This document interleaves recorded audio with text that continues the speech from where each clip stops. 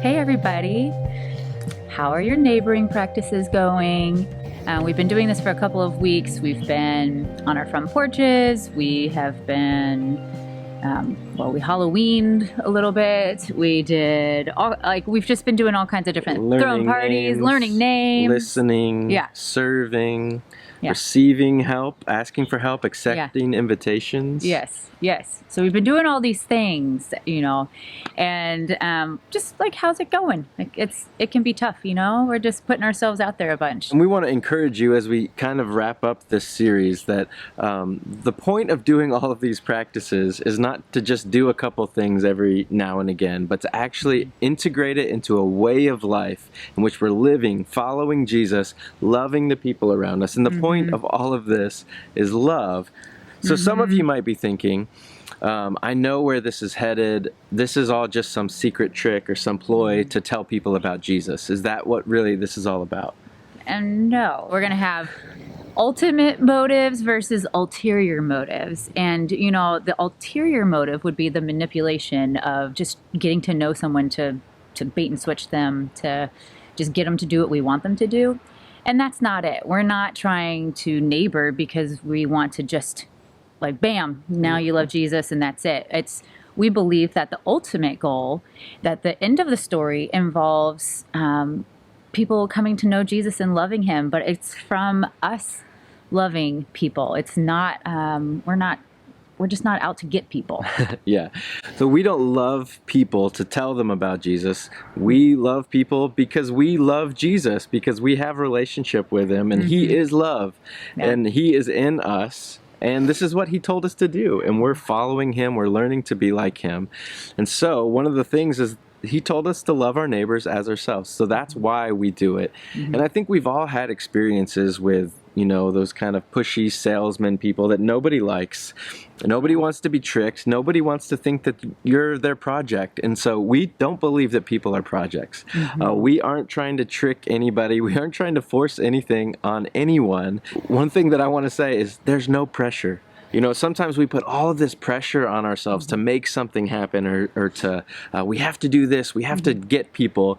One of our neighbors who lives behind us, one of the first times we hung out with him, he told us flat out, it came out that we were Christians, and he was like, I hope you're not those Christians that are out to get me, because I'm going to let you down right now. And we were like, no, that's not who we are, but you're invited to come hang out, to be around, and he continues to do that. Yeah, the invitations keep coming, and he keeps hanging. So we're okay with, that's what we're doing. We're loving. We're just being neighbors. It's good. It's good.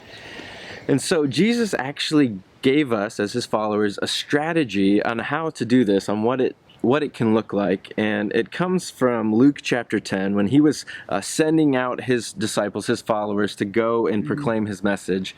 And he actually told them right before this that the harvest is great, but the workers are few. Like, the harvest is ripe. There are people out there who are looking for relationship with him, that are looking for community and everything that he has to offer in life. But this is what he says in Luke 10:5. Whenever you enter someone's home, first say, may God's peace be on this house. If those who live there are peaceful, the blessing will stand. If they are not, the blessing will return to you. Don't move around from home to home. Stay in one place, eating and drinking what they provide. Don't hesitate to accept hospitality, because those who work deserve their pay. He then goes on to say, if they don't welcome you, then to move on and to wipe the dust off your feet.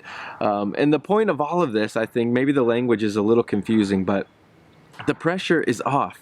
We're not making something happen. We are just looking for people who are open to receiving the message of Jesus. And I love that he says it starts by proclaiming peace. Yeah. These are people of peace in our lives. So that they could look all kinds of different ways. It's just someone who's open to when you're chatting with them.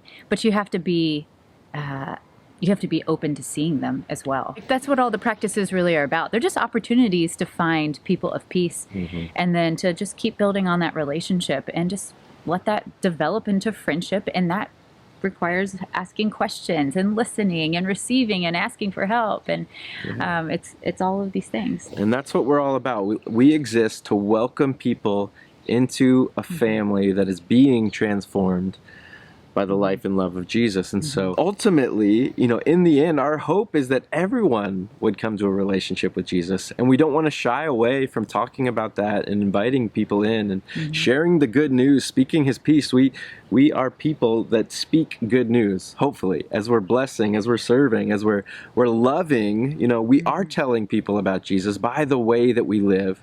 And we don't do this alone. Jesus sent his people out in teams. We do this as part of a community, as a family on mission. And we are inviting them to be a part of this family, to experience this transformation from Jesus that we're continuing to experience. Yeah. So who are the people in your life right now that you would consider people of peace? Maybe, specific people come to your mind right away, like, oh, they seem really open.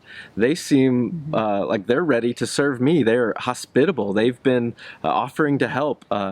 Maybe that's somebody that you should do what Jesus said and spend more time with them. Yeah. Continue, eat and drink with them, hang out with them, build relationships, look for those opportunities. We had another neighbor that we just kept seeing, and I'm like, that's weird. and then it dawned on us, like, oh, maybe this person is a person of peace to us. Like, why does that keep happening, God? We keep seeing this one person. Yeah. And it has been. It's been a doorway. So we've been able to just text or send a meal if they needed one, or hang out, and the kids hang out. So they're all around. It's just when we begin to look and notice what's going on. So this week, continue doing everything that we've been doing. Continue to just be good neighbors, to love people the way that we want to be loved. Love your neighbor as yourself. And as we do it, as we go, let's ask the Holy Spirit to show us who the people of peace are. Who are those people that he has specifically placed in our life that are open to receiving everything that Jesus has for them? And how can we take steps to invite them into more? Bye, y'all. See you later.